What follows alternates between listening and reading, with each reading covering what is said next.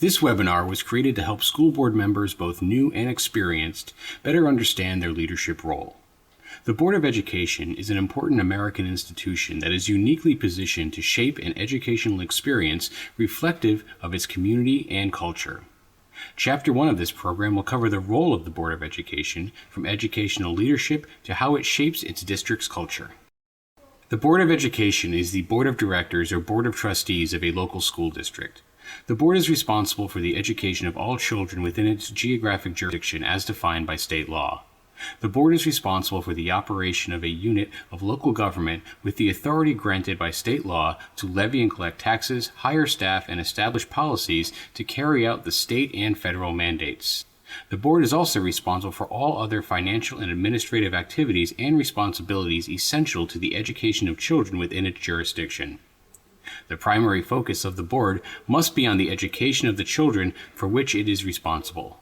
All other concerns must be addressed and evaluated based upon their impact and/or contribution to the education, safety, and welfare of children. The bottom line is school boards must stay focused on the children and advocate on their behalf. Every school board member runs for the Board of Education because they're on a mission. They have a purpose in running. And while people may not necessarily agree with what those purposes are, that board member believes that he or she is doing the right thing in their reason for running for the board. And I want to share with you two examples of what that's all about. One is my own, and one's another board member. Mine goes back 35 years. Skodak had 3 years of budget defeats. I had been 9 years in the New York State Division of the Budget. I had a master's degree in public administration with a concentration in public finance. I felt I was very capable of making a real contribution to the district in terms of straightening out their budget problems. Now, I was young. I was probably 30, 31 years old at the time. I was absolutely convinced that I could make a real immediate impact in terms of straightening out that school budget.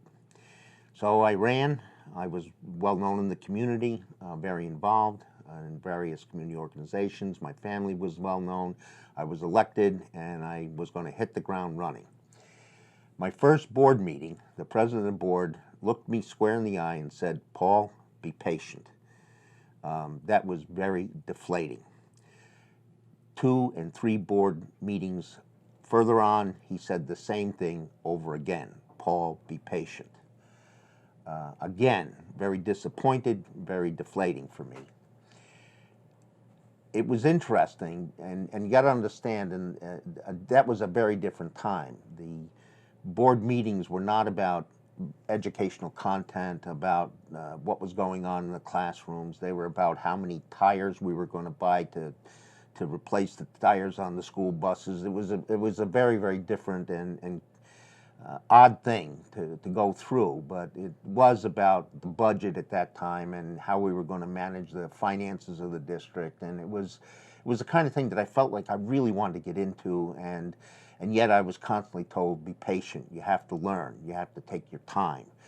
And it was very frustrating. But as time went on, we got the budget under control. The budget eventually got passed several times, and the story is actually kind of funny, but a couple years later, the depository bank that we were using came to the superintendent of schools and said, "You know, I don't know if you realize this, but your business official's been moving money from one account to another account to another account, and he's constantly shuffling money around."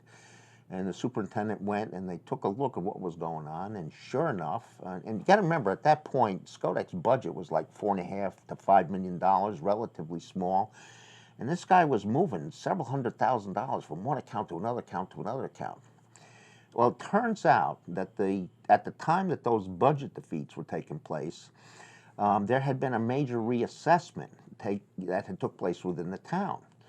And when the calculations were done to set the tax rates, the budget official in the school district had made a major calculation error.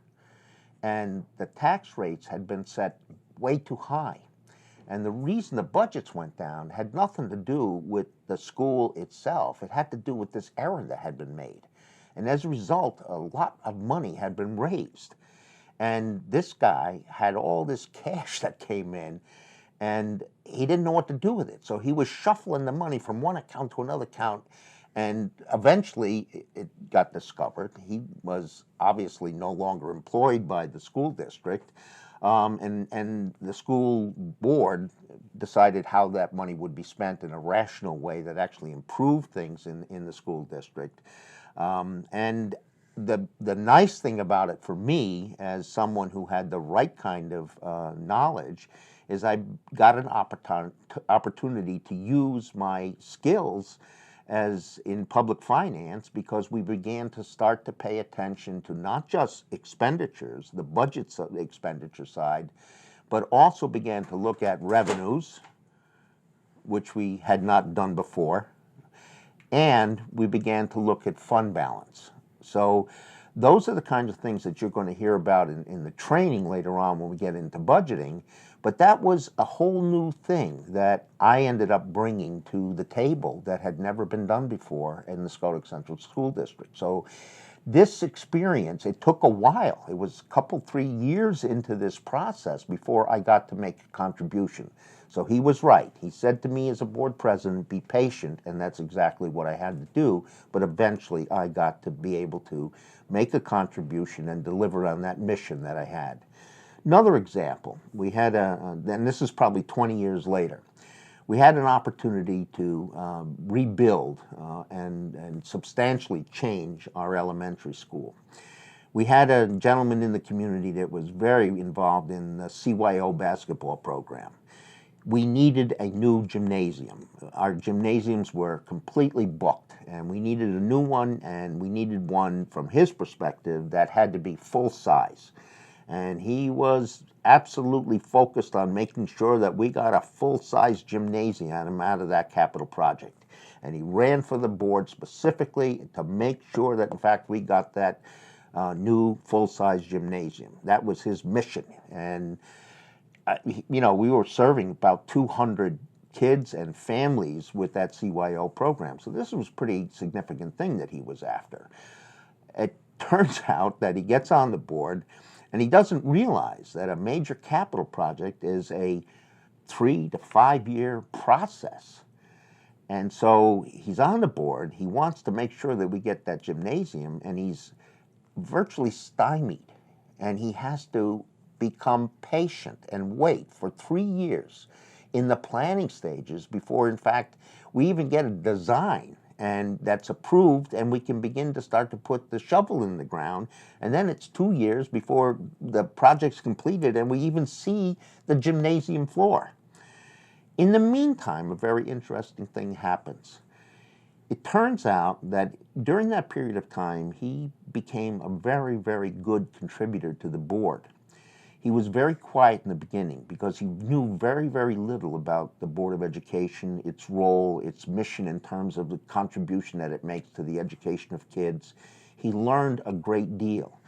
But he had something that he brought to the board that was a tremendous asset. He knew 200 families. He was a tremendous contact.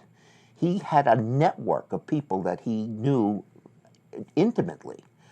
And so what he provided to the board was this asset. When we needed information, he was a tremendous source of information. On Sundays, he would be in contact with all these families. When we needed a question answered, what did people think? All we had to do was ask him, and the information flowed out of that network back into the board. When we needed to share information with the community, all we needed to do was to say to him, please share this information. And he let that information out, and it went into the community. Not only did he begin to understand the content of what was going on and be able to contribute tremendously to the process that took place at the board meetings, but he brought to the table an asset that we did not have before that.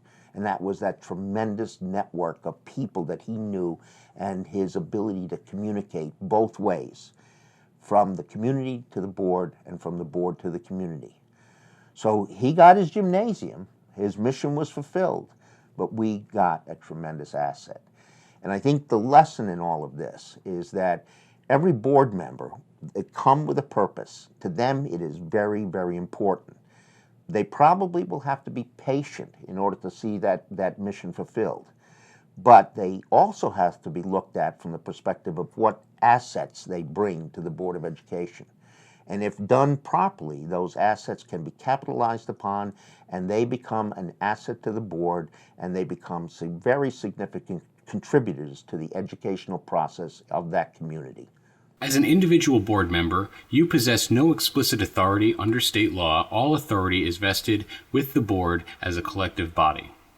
Unless a board member is granted authority to act for or represent the board in a specific circumstance or situation, no board member can publicly speak for or represent the board or school district. No board member has any authority to commit the board or the district to do anything or make any decision, and any decision that a board member makes individually has no bearing on the decisions to be made by the board. As an individual board member, you are entitled to your opinion, but when the board votes on a matter and you disagree, you are still obliged to fairly present the reasons why the board made its decision. You may explain why you disagree, but you still must support the decision of the board.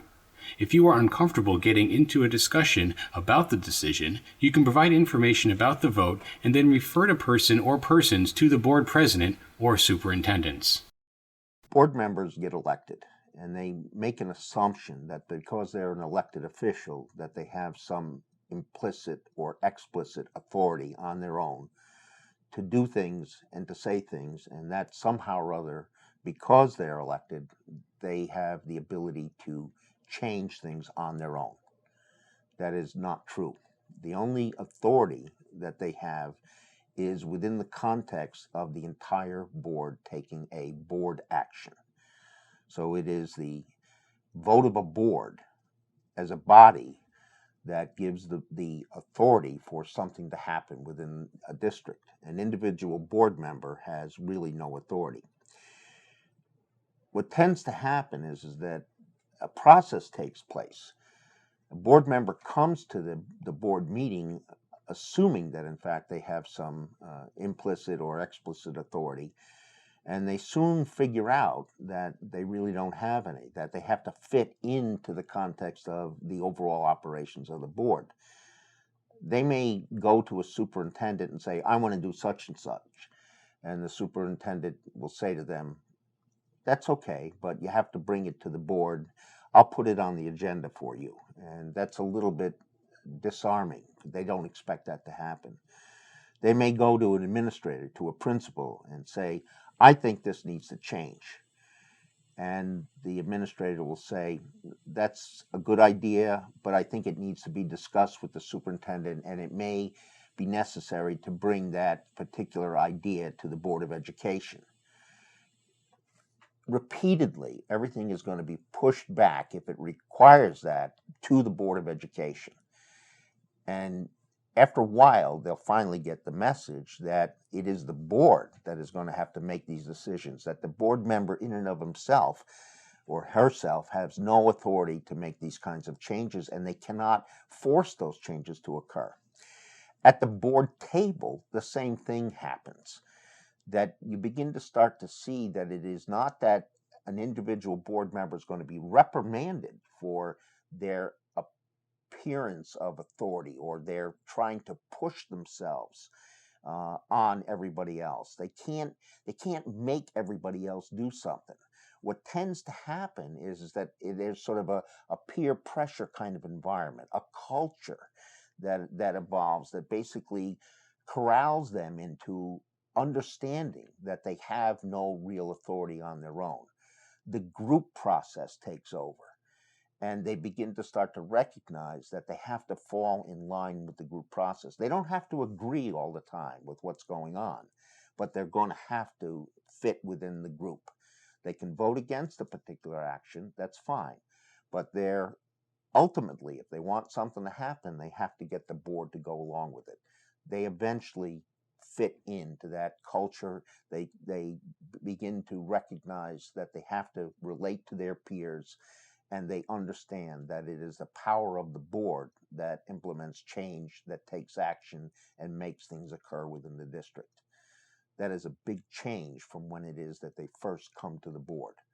Their assumption about their authority gets changed by virtue of their assimilation into the culture. Everything the Board of Education does should have a positive impact on children and their education. In this regard, it is very important that the board challenge everyone in the district to promote academic advancement. It is not good enough to maintain academic standards. It is essential that the district constantly progress towards higher levels of academic performance and achievement by students, and enriched opportunities for student learning through classroom activities, course and co-curricular offerings. Every school district should have programs that are geared towards improving academic performance and increasing learning opportunities for students. As a board member, can you list the programs that are being implemented in your district that are targeted at these outcomes? It is very important that every board member be able to articulate the strategies and tactics in place which are targeted at these outcomes, and to use every opportunity available to seek information as to how the district is progressing. Your school should embrace the concept of continuous improvement. Growth and change should be a constant part of the district culture, but it must be targeted at strengthening and improving academic performance and increased learning opportunities. The board must continually show support for the superintendent and principal leaders who focus on improving instruction and student performance. Leadership is the catalyst for change, but change is often resisted, so enforcing this leadership is essential. Ask the superintendent and administrators how the board's policies can work to help improve and enable academic advancement. Establish policies that help your leaders in their work.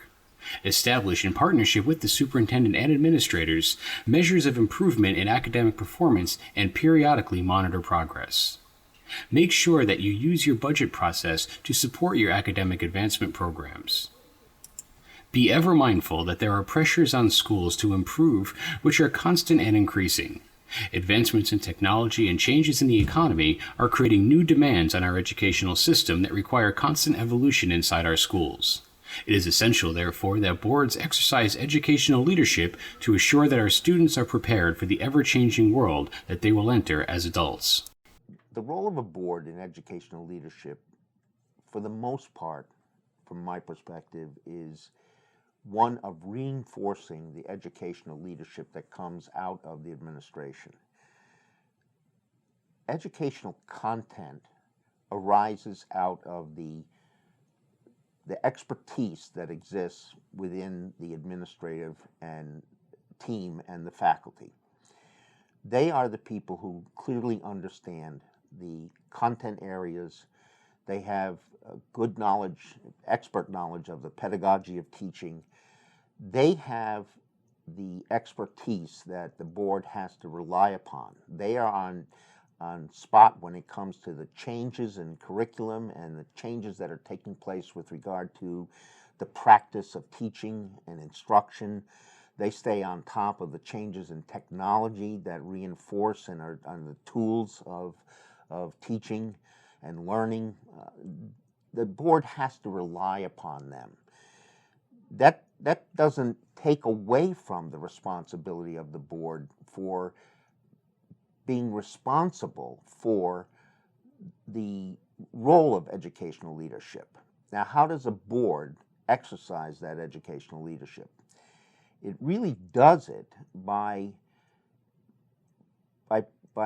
taking advantage of the opportunities to demonstrate its commitment to that educational leadership that is articulated and put forward by the people who are the content and knowledgeable experts within the district that are bringing forward the proposals for implementation that come from within the district itself.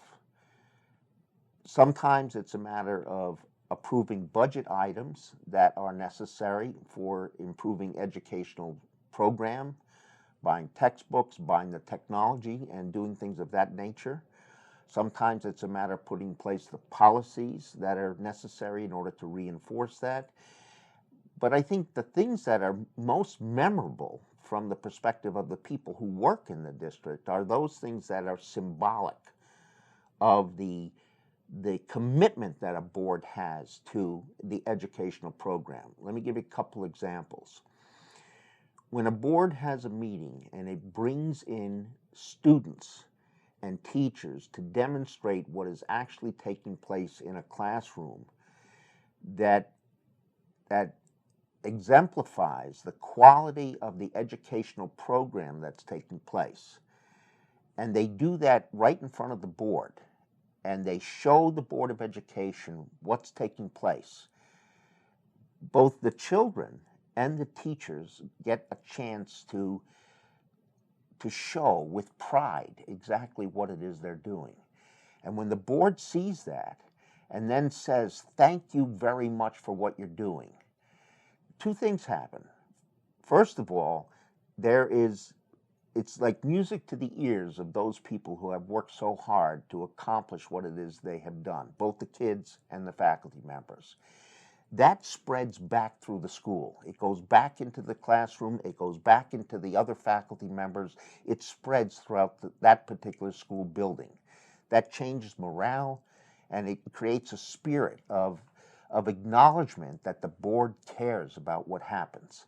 That is so important, and the board is doing that and expressing its commitment to what takes place in that classroom. That's an important aspect of leadership. The other part of this thing is that, and you cannot belittle this, those types of activities show up in the minutes of board meetings. Guess what? The faculty members read those minutes. And when that shows up in those minutes and they read about it, they understand that the board cares.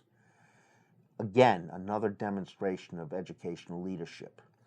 The more times that type of activity takes place, the more important that everybody understands the board believes in the role of the academic programs that take place in that district. The board also needs to take advantage of a variety of opportunities to speak to the educational programs. There are plenty of times that, whether it's an opening of the first day of school or whether it's a speaking event that may occur at an opening of a sporting event or a variety of other things or other events that take place, it's not bad to every once in a while throw in something about the good academic programs that are taking place. Board members should champion the solid academic performance that's taking place in the school district.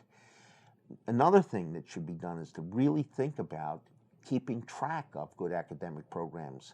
When the superintendent brings a new program agenda to the board and speaks to what it is that he's trying to accomplish, he or she's trying to accomplish, the board members should periodically follow up. Tell me how it is that this program is progressing.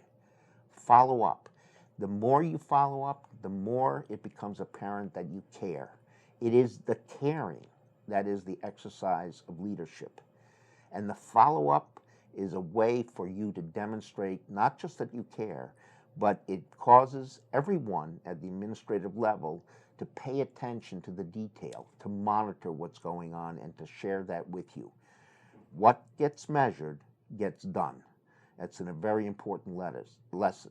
So all of these things together are really about the culture that you as a board can create by paying attention to academic programs, and it can be done symbolically, and it can be done through paying attention to the detail and the measurement of activities and follow-up.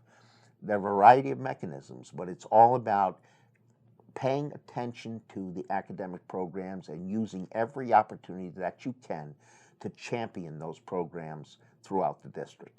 As a board member, the eternal question is, how do I know how well we are doing as a school district? The typical answer we get is, it's too complicated, there is too much data, you really can't compare one school district to another, every district is too unique.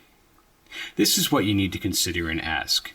There must be a few simple and very important data elements that are key to student academic performance, which can tell us where we are now, where we would like to be in 5 years, and which can be used to provide us with reasonable benchmarks of progress between now and then. In your professional judgment as educators, what are they? When it comes to data and evaluation, here are some simple rules of the game. Keep the amount of data collected manageable. If it's too much work for staff, it may be collected poorly and will most likely be too much for you to both understand and to use. Make sure that administrators explain why the data elements chosen are truly significant measures of student academic growth and success. Make sure the board regularly reviews the data. Remember, what gets measured gets done, but only if someone in authority is looking at it and asking about it. At least once a year, do a full review of overall progress across all elements. Ask administrators what information the data tells them. Ask if the data set needs to be changed to improve its effective use. Ask if the information suggests that instructional practices need to be modified to improve results. Ask if the board can do anything to help in the process of improving academic performance. Your role as a board member is to review the data and hold others accountable for using it to manage and improve educational programs. In that end, your district's administrators and faculty must own the data and use it as a tool to help them improve instruction and strengthen student learning. If it is not used in this way, then its collection is wasted energy and its utility is meaningless. Board members really do want to know how well their school district is doing. And it's a very, very difficult thing for board members to get a handle on. There's so much data that's available out there, and it's confusing because the metrics themselves, the measurement pieces, are not easily understood. If you look at the performance data that comes from the state, the numbers are difficult to even interpret. They're difficult to compare from building to building, from district to district. They're very confusing in terms of comparing things that are put out by different organizations. In this particular area, we have the Business Review that generates its own comparative numbers. Newspapers will put together comparative information that shows one district versus another district. It gets terribly confusing, and you don't know what counts and what doesn't count.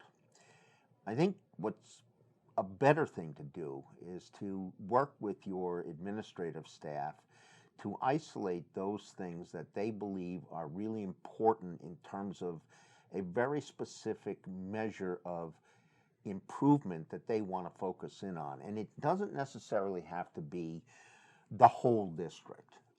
You can pick something that's really important, especially an area of improvement. We had an example. We had a problem in Skodak with regard to reading. We knew that we had a basic problem with our reading program at the elementary school level. We knew that if kids can't read well, by the time they're in third grade, we were in big trouble. And therefore, we had to focus very specifically on improving our reading program, our basic reading program, kindergarten through third grade. We literally hired an expert to be our building principal, and that person brought with him a tremendous background in reading programs. He focused on bringing about a new emphasis. We put a lot of money into staff development, and we structured reading programs that we could then measure. We did before and after measurements of student performance for every grade, and we did it periodically during the year, and we did that for several years running, and we could see a dramatic improvement in our reading program and the students' performance in reading at those early grade levels. And it made a big difference as we looked at 6th, 7th, and 8th grade performance on standardized tests. So that was something very explicit where you could target and measure and see that level of improvement. We had a similar problem in subsequent years with mathematics. So again, we put in place a very specific and targeted program and began to measure results.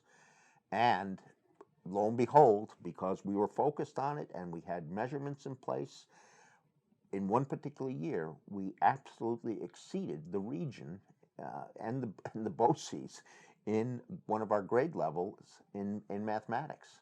So my point here is that I'm not quite sure what you want to do as a district, but I think when you get into the mega measures, if you will, the holistic measures, and you want to begin to start to compare yourself, it becomes very, very difficult. What I think is more beneficial is to work with your administrative team on those very specific things where you have concerns. Put in place programs that target those concerns, but make sure that you have the capacity to measure those things and follow up and make sure that, in fact, you're measuring and putting in place the performance measures and the follow-up so that you can move forward on those things and then see that you have the gains that you're looking for. The payoff should show up in the long run, and that's what you're looking for. There are other types of measures that the administrators will give you that I think that you can rely upon, but you got to ask them to help you in this process. I would caution you that if you're looking for mega measures, you got to be real careful. There are things that make mega measures very difficult. There are different demographics, there are different wealth factors, there are geographic factors, there are a whole bunch of things that play out in comparison of one school district to another school district that make these measures very difficult to take into consideration. And given that, I would just say focus on yourself. Focus on what it is that you want to measure for your district. Pay attention to your own needs and do the best you possibly can with that in mind. Education is primarily a local and state responsibility in the United States. School boards provide leadership on the type of student programs and services available to their students.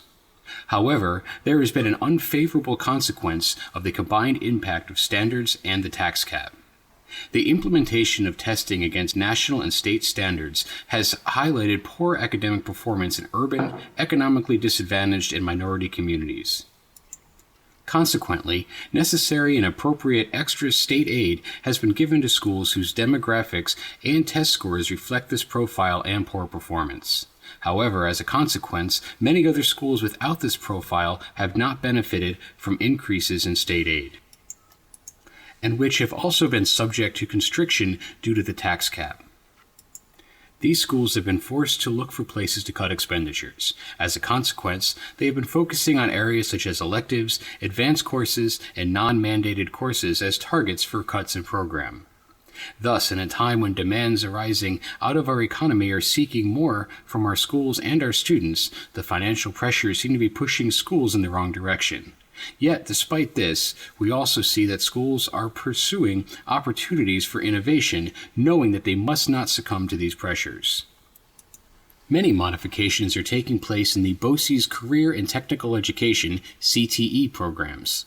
The demand for people in trades is increasing. By partnering with businesses and community colleges, CTE programs are increasing academic rigor and skills content, thereby creating pathways to good jobs and further career development programs through our community colleges. The demand for BOCES New Visions programs can be seen in the competition for entrance to these advanced programs, which seek to admit high-performing students to programs developed in conjunction with area colleges and universities. These programs focus on the arts, engineering, sciences, government, law, and other areas leading to professional careers. There has been an explosion of courses available through online learning.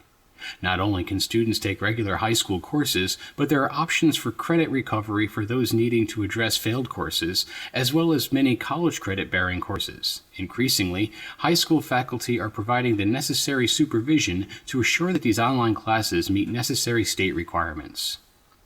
Distance learning networks are also expanding. In part, this is due to the advancement of technology that has enabled more classroom experiences and instructional settings to be used as part of the distance learning networks. Also, more and more schools are participating, which expands course offerings. The constraints generally are associated with matching schedules from district to district. Simply put, the instructional periods during the school day across districts do not line up, which hinders scheduling of distance learning classes. More and more high school faculty members are seeking adjunct status at local community colleges and four-year institutions. Thereby, they can teach college courses in their home districts. This, along with more acceleration of 8th and 9th grade students, allows for more free time for 12th grade students to take advantage of college courses being taught in their high schools prior to graduation. Usually, this also results in lower tuition costs for parents, a significant added bonus. Questar 3 BOCES has also developed a program with Excelsior College wherein a student can take a college curriculum course taught at a local high school, take a local exam for high school credit, and also take an Excelsior College exam for 3 college credits. This is another example of innovation that is taking place despite the pressures on our schools. One of the things that's very interesting about the world we live in is that knowledge and information has become so broadly available. I use the word ubiquitous. It is everywhere. And with that in mind, the opportunity for learning is everywhere. It doesn't have to only take place in your classroom. So with that in mind, you have to begin to think outside the box as to where it is you're going to find those opportunities for kids to learn and to experience and access new knowledge. So I want you to begin to think differently about where it is that you go for learning opportunities for your children in your school district. And I also want you to think differently about how it is that you gain access to that information. There are, and this may sound strange to you, I want you to think that there are other ways for you to educate children than producing it within the confines of your own buildings. Now that may sound a little bit strange, but we have things like technology that allow you to gain access to other places. We have distance learning that opens up the door to all kinds of places and settings within which kids can learn. We have one teacher that developed a capacity to use distance learning in a very unique way. He actually made arrangements for our kids to visit the Football Hall of Fame. And the program that he put in place was not about football, but it was all about the jobs that are associated with running football programs. So the whole discussion was all about all the different jobs that are in place, from everything from sports medicine straight on through to groundskeeping, and it went on and on and on. And he had in the room 80 kids who were engaged in a conversation with the manager or the person who runs the Football Hall of Fame, talking about all these jobs. That was a tremendous opportunity for kids. And it goes on and on. If you go to a BOCES CTE program, a career and tech ed program, there's a fascinating array of opportunity for kids to learn new technologies and to learn about new careers. And we should begin to start to say to ourselves, you know, instead of focusing just on thinking about the only way to make a good living in this world is about going to college, and begin to start to look at economic security and recognize that you can make a real good living in this world being an electrician or being a plumber. You know how much money plumbers and electricians make? There are worlds of opportunity out there that you can begin to start to think about that we didn't think about before. And we have to change our mindset about these things. So opening the doors to opportunity for kids is really something new and different in the way we think. And we need to think beyond the classroom. We need to help our teachers to think beyond the classroom. And that means helping our teachers get exposed to lots of different opportunities for them to bring exciting new dimensions of learning to that classroom experience. Again, technology will allow that to happen, but we also need to encourage kids to be creative and to seek to learn differently. It's very interesting. If you stop and think about it, every kid's got a smartphone, and they use that smartphone to do all kinds of things by texting and talking to each other, and to me, it's, they play games and everything else. I don't know about you, but I use my smartphone every single day, and it's like I'm walking around with an encyclopedia. I'm Googling constantly to learn. And I'm doing it, and I'm almost 70 years old. And I can't get my grandkids to do the same thing. But we, in Skodak, told our kids, and we did this 7 years ago, all of you can bring your smartphones into the classroom, and we're going to teach you how to use those as educational tools. We opened up new opportunities for our kids to learn by letting them take their smartphones, bring them into the classroom, and to learn how to Google for knowledge. We had our kids correcting teachers during the classroom because the teacher made a mistake. Not only was that embarrassing for the teachers, but it was also one of those things that it taught the teachers that, okay, I made a mistake, I can live with it. In the meantime, the kid was learning. These are, I don't know how else to put it to you. We need to open the windows, open the doors, and recognize that there's a world of opportunity out there for kids to learn and grow. And we need to think beyond four walls and expose our children to as much opportunity as we possibly can. Any which way that we can teach kids is where we need to be headed. Special education is one of the most rewarding areas of board responsibility, and at the same time, the most frustrating. There is nothing more rewarding than knowing and especially seeing a child with developmental or learning disabilities or 504 needs make progress in academic and life skills towards independence and self-reliance.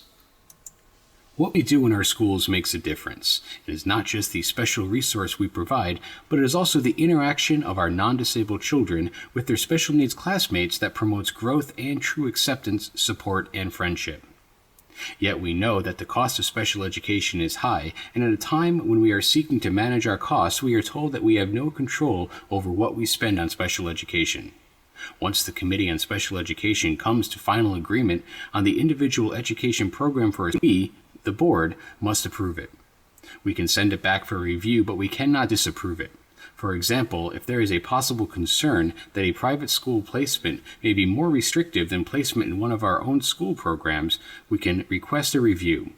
But if it is determined that the child's needs are such that a private school placement is necessary, then we are obligated to make that placement and provide the necessary financial support.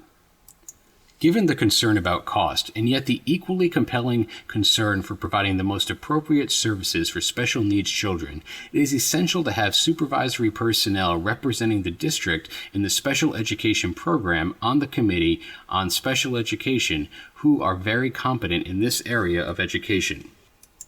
The staff representing the district must be appropriately responsive to the needs of the students and still mindful of the need to maximize the cost effectiveness of district resources.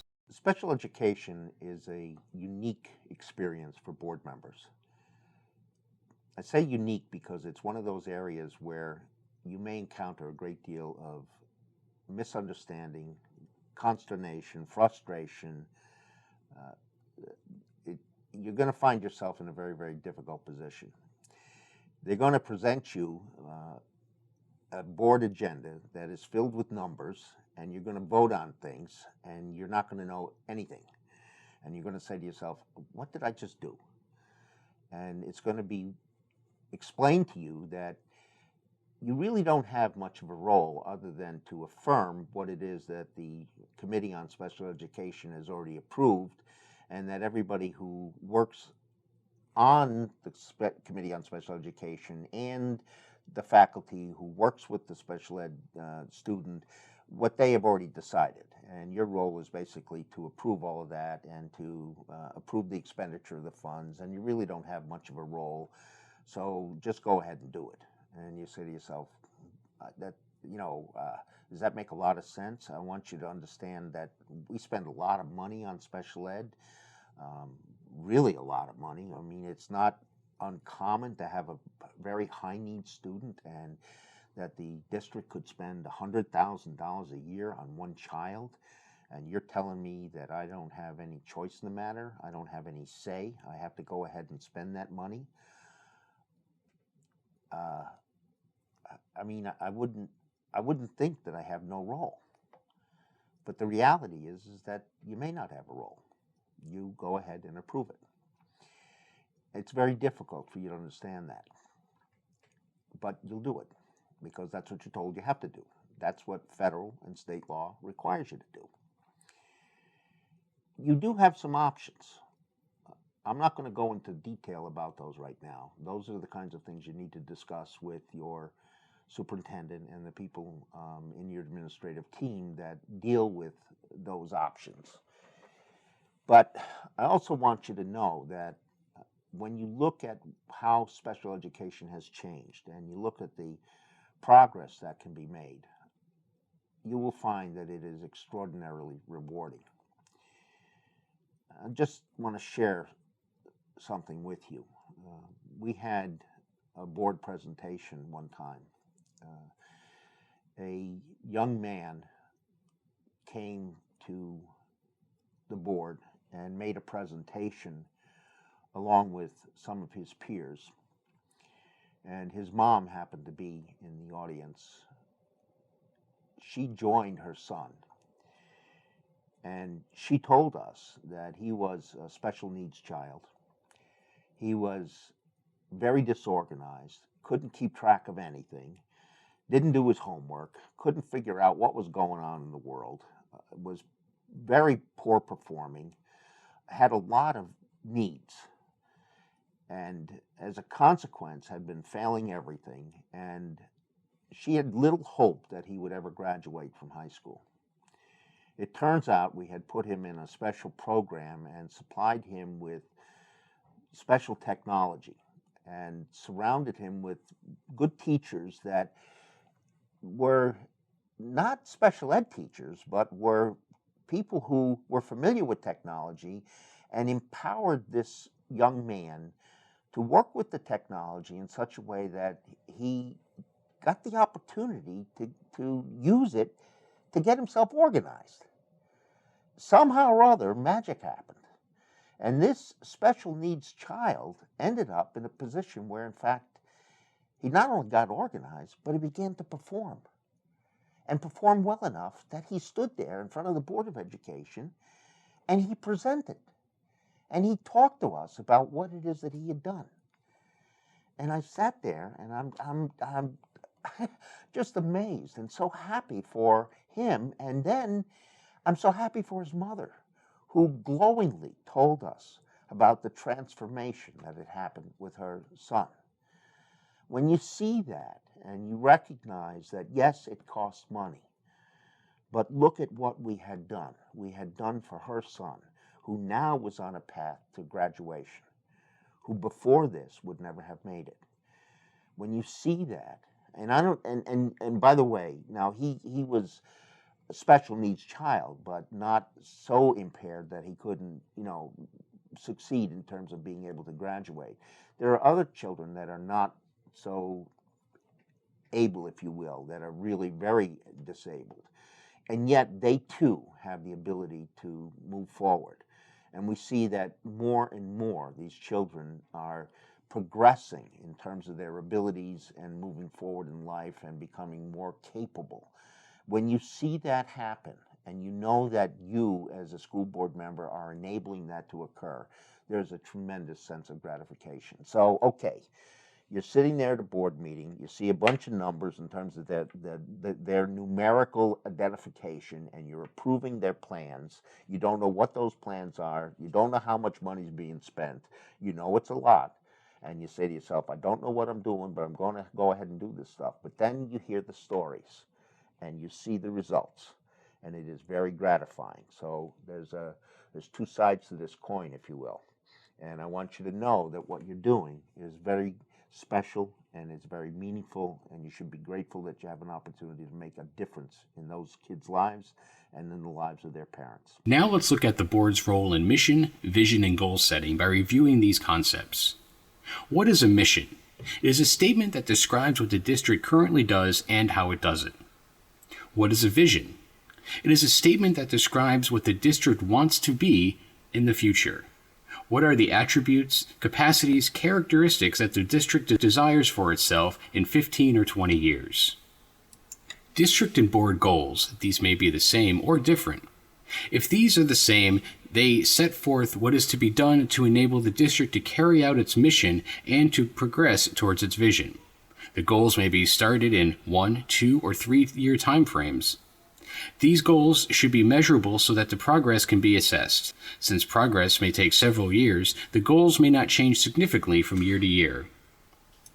If there is a distinction between board and district goals, the board goals will be yearly and will identify how it is that the board itself will contribute effort that helps enable the district goals to be achieved. Simply put, what the board itself will do to help the district achieve its goals. Again, these board goals should be specific, and board members should think about how they as members should be assigned tasks to carry out the board goals. The board goals should not be delegated to the superintendent or to administrators. Superintendent goals. These are developed based upon the vision, mission, district statements, and goals. They are sometimes developed as part of the district goal-setting process and usually have input from administrators. They are often the basis for the superintendent's annual evaluation. They are the bridge between the overall direction of the district towards its future and assignment of annual administrative goals or tasks to principals and other management personnel. Strategic goals. Most superintendents develop a multi-year plan which incorporates incremental objectives that will constitute significant milestones in the pathway to the vision. The strategic goal may have a 3 to 5 year horizon compared to the vision's 15 to 20 year horizon. These strategic goals tend to be more specific than the board or district goals and may be geared towards creating leverage for change. For example, a superintendent may identify a strategic plan goal of implementing technology as a way to radically change classroom instruction and learning in a particular academic discipline, which in turn ties into another, much broader academic instructional goal. Building or school within a school goals. Normally, the superintendent will work with principals to address building or sub-building specific goals that are tied directly to superintendent's goals. Superintendents recognize that the most impactful change occurs at the building level, and therefore the foundation for change is laid by principals and their faculty. So these building level goals, which are to be administered by principals, become very important in terms of moving the district forward on the much broader base goals. In today's world, organizations establish a vision statement, a mission statement, and put in place goals. That's very typical. Schools often do that as well. The difference, however, is that good schools live and breathe their vision, mission, and goals.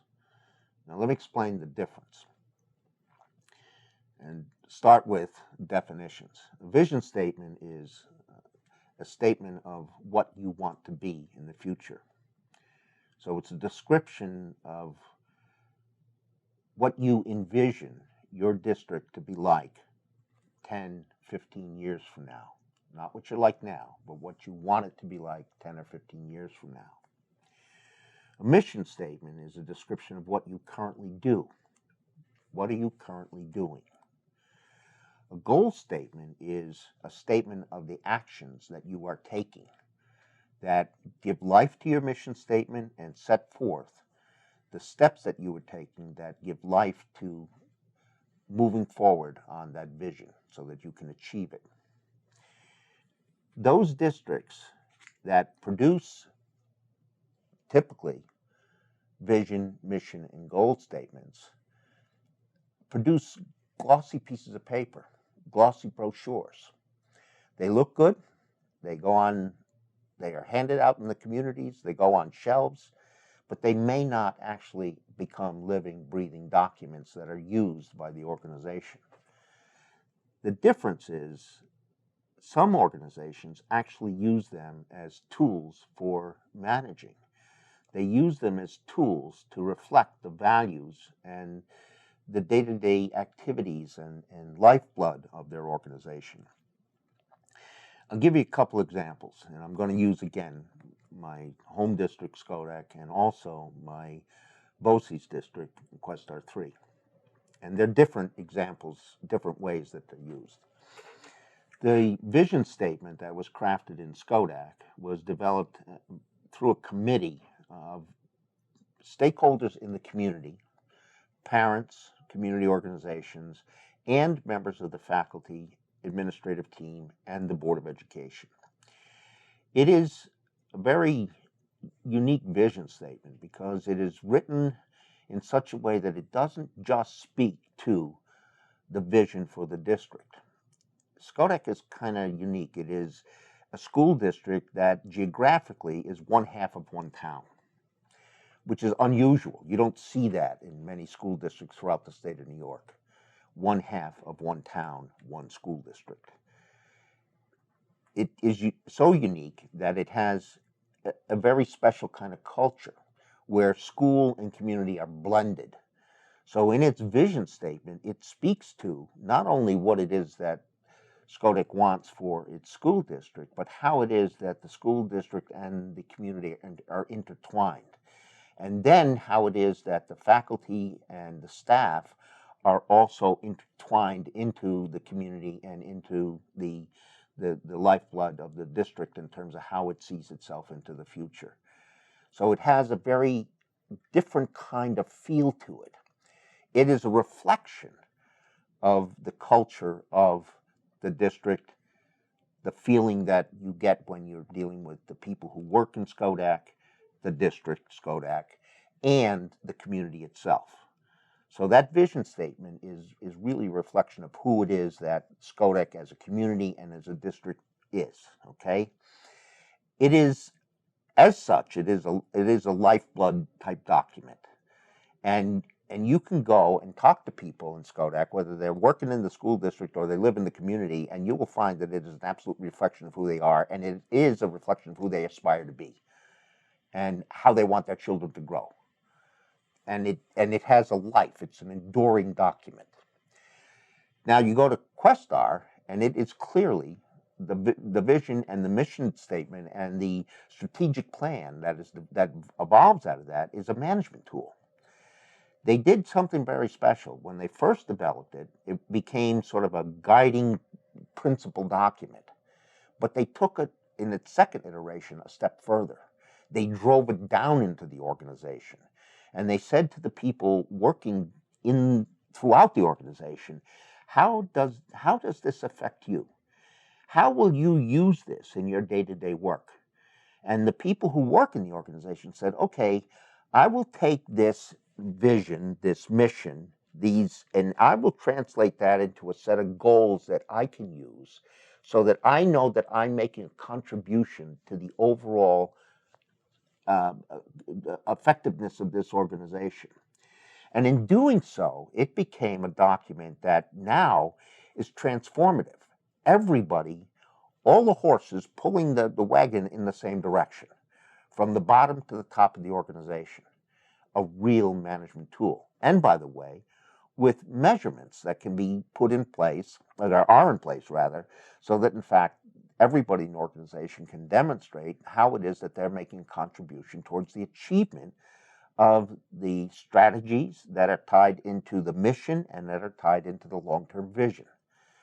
So in both of these examples, you begin to start to see that these statements, these written documents of vision, of mission, of goals, become things that are meaningful in the context of the organization. And they are examples of how it is that you use these things. I would encourage that if you're going to have these types of documents, and you're going to invest in strategic planning and create vision statements, mission statements, and goal statements, that you do so in such a way that they are useful tools. If they're not tools in how you manage and how you live and breathe in your district, then they're nothing more than pieces of paper that go on a shelf. Don't do it. Don't invest the time and energy in a wasted document. Use it in a way that helps you improve your district and improve the lives of the children in your district. There are many different philosophies that are associated with goal setting. Some are top-down oriented and some are bottom-up. Some involve a broad basis of participation, some involve a focused, leadership-oriented process. Irrespective of what philosophy is chosen, it is very clear that ultimately the people in the organization have to take ownership of the goals and plans for implementation. If this sense of ownership is not there, there will be little investment of the individuals in the goals or the plans. As a consequence, the plans will most likely not be implemented and the goals will not be achieved.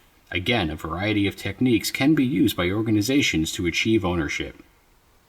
Some organizations go through a process of district-wide strategic planning. This is often done periodically, typically every 7 to 10 years. The objective is to engage a broad array of stakeholders in the development of the vision and mission statements and the preliminary district goals. This usually is facilitated by someone knowledgeable in the process and outcome products that are desired. The strategic plan must be then marketed to all external and internal stakeholders, usually in forums with public presentations covering the process, content, and future use of the strategic plan. The effectiveness of the plan is dependent upon the translation into goals, specific action plans, and administrative tasks that give life to the plans. The real test is, does the plan and its use become an accountability document? Is it used to hold the organization accountable for progress toward the expected outcome to which it aspires? Too often, strategic plans are glossy documents that end up sitting on shelves and never take life. This tends to happen when they are not specific enough and are not used on a day-to-day basis, and especially when they are not monitored by top administrators and the Board of Education. In this regard, if the board is going to undertake the time, energy, and cost of developing a district-wide strategic plan, it's essential that it also makes a commitment to give life to the plan through administrative action. This means that it has to promote activities that develop ownership of the plan throughout its organization. There must be specific action steps with discrete deadlines and lines of accountability for implementation. There also must be measures of performance and success, and a reporting mechanism that will be monitored. It is essential that the board commits itself to follow up periodically so it can assess progress by receiving reports from leadership in the organization. What gets measured and monitored gets done. This is absolutely true of strategic plans. What is culture? Culture is the beliefs, customs, and norms of thinking, personal behavioral norms, workplace norms, and behaviors of a group or an organization. Most organizations clearly have their own culture. It's also the case that individual school buildings have their own culture. School districts exist in communities comprised of neighborhoods, which usually have their own cultures. Culture influences how schools operate and how people within our schools function. It also influences the way our children and parents behave. So how then can the Board of Education contribute to the district's culture? To answer this question, it's important to both identify the attributes of culture and the actions the board can take to promote them. Collegiality and collaboration among faculty members. The board should stress the value of sharing best practices among faculty members, of interdisciplinary instruction, of project-based learning and instruction, of cross-grade level curriculum, and other learning opportunities for students that arise out of teachers working together. Pride is very important. The board must acknowledge accomplishments of individual teachers, principals, and students. Likewise, there should be acknowledgement of group academic accomplishments, co-curricular events and accomplishments, sports achievements, and achievements in the fine and performing arts. Celebrate everything, take pride in everything. Say thank you. Get in the habit of sending board thank you notes to people inside and outside the district. Ask the superintendent and administrators to say thank you for themselves and the board to those people who contribute to the positive affairs in the district. Ask faculty members to say thank you to parents who serve as volunteers. They probably already do this, so thank the teachers for doing so. Stress the importance of communications. In this age of digital communications, there is nothing like a personal note or a real telephone call. Yes, it is work, but it's also very nice. Still, given the speed and diversity of digital communications, every effort should be made to maximize the use of all resources to communicate in a timely and effective way to parents and all members of the community. Stress the concept of shared leadership. Everyone in your organization can contribute ideas and leadership to the organization. Make it clear that the contributions are welcomed, and when they are given, acknowledge that they were given. Encourage staff development and personal professional growth. If someone experiences something special, ask them to present at board meetings or to other staff members. Thank them for taking the time to grow professionally and recognize their accomplishment. When students do something special in any area of achievement, ask their teachers, mentors, or advisors to bring them to a school board meeting so they can share what they have done with the Board of Education. Applaud them and thank them for what they have contributed to the quality of life in your school and community. Stress the role of community in the schools and schools in the community. Find ways to build people-to-people links that build organization-to-organization links. Whenever possible, stress the fact that the community is a valuable resource to quality schools, and that quality schools result in a high quality of life for people in your community. All of these are examples of how a school board can contribute to the creation of a positive culture within its district. When we talk about culture in a district, I think we all aspire to have a culture that's very positive, one that encourages very positive attributes: collaboration, cooperation, positive attitude, a spirit of achievement, one that promotes academic achievement in our students, one that has great aspirations for students to perform well, whether it's academically and co-curricular activities, the sports, whatever it is. One where school and community are intertwined and relate well together, where the community is very supportive of what goes on in the schools, where the schools make a contribution to community life. Lots of positive attributes. Those are the things we want. We also want a climate in the schools where morale is high and that teachers feel valued and that kids and children are cherished. All those things. We want that kind of positive culture. But we often forget about the role that a board plays in achieving that. It's not just about the role that comes from the bottom up or from the role of the administrators. It's also a role that the board plays in carrying that out. It begins, I think, at the level of watching a board function. A board demonstrates the culture by the way it carries out its business. If a board operates in a collegial fashion, if they problem solve together, if they operate where decisions are made through consensus, if they reflect high values, if they aspire to achieve high levels of performance, both in terms of the district as well as their own performance as a board member, if they don't bicker amongst themselves, if they function well with administrative staff and don't try to demean what's going on, but rather support and encourage administrative staff and faculty to achieve well, they help to contribute to and foster that cultural environment that breeds success and breeds the kind of attributes that I described earlier. They also can play an important role in terms of reinforcing that by bringing to the board meetings the faculty, by bringing students in, by asking community members to come in and participate on specific activities or specific committees and specific task forces, to engage people in the processes that take place on the board, and also to take the time to celebrate the good things that happen in communities and in the district itself. Too often we don't take the time to say we did a good job and to thank everybody for the good work that has been done. I had one superintendent, and he made a point repeatedly of every time something happened that was good, that we were going to take the time to celebrate.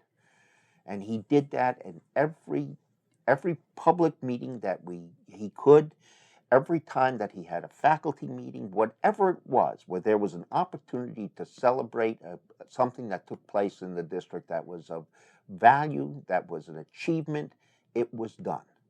It was his way of making sure that there was a thank you. And it helped build morale. It helped people feel good. And that's an important part of the culture. So you celebrate not only sporting events, but you celebrate your academic achievements. You celebrate the good things that faculty members do when they achieve grants and awards, when they get special acknowledgement, when they go off and do something special in terms of training programs where they train others. You acknowledge what they're doing that are really good things. We had an experience where some of our teachers were actually becoming interns in special programs, one of which was sponsored by Questar. And they went off, one of them went off to the Polytechnic Institute at SUNY, and was working in the College of Nanoscience and Engineering. And it was a 2-year program. He came back to the board and made a presentation on what it is that he had been doing. And it was absolutely fascinating. And we were so thrilled for what he had done. And then he brought it back into the classroom. And we were so thrilled about what he did for our kids. That's the kind of thing that you as a board can do. Celebrate those things. That helps build the culture. And it says thank you for the work that you did as a faculty member, that you took the time to grow and develop, and that you shared that with our kids. These are the kinds of things that, from a cultural perspective, a board member and as a board of education, you can do that help build that culture. And I don't think there's anything more important than doing that. It is not, and don't misunderstand me, this is not about fluff and stuff, and this is not about symbolism. This is about real efforts on your part to build and sustain an environment that reinforces and supports the mission that you have. You can't achieve what you want for children from an educational perspective unless the entire environment is in the right place, with the right mood, with the right attitude, all focusing on kids. If they're dysfunctional, if they're not mentally in the right place, if they're not using all of their resources, if they're not being creative, if they're not being collaborative, if they're not being cooperative, if they're not tied to the community and bringing all the community assets to play, all those things, they all have to be focused and pulling together in order to support the children. And you can make that happen by providing the cultural leadership that says, this is what I want. So it's part of what you must do. You have to be cultural leaders.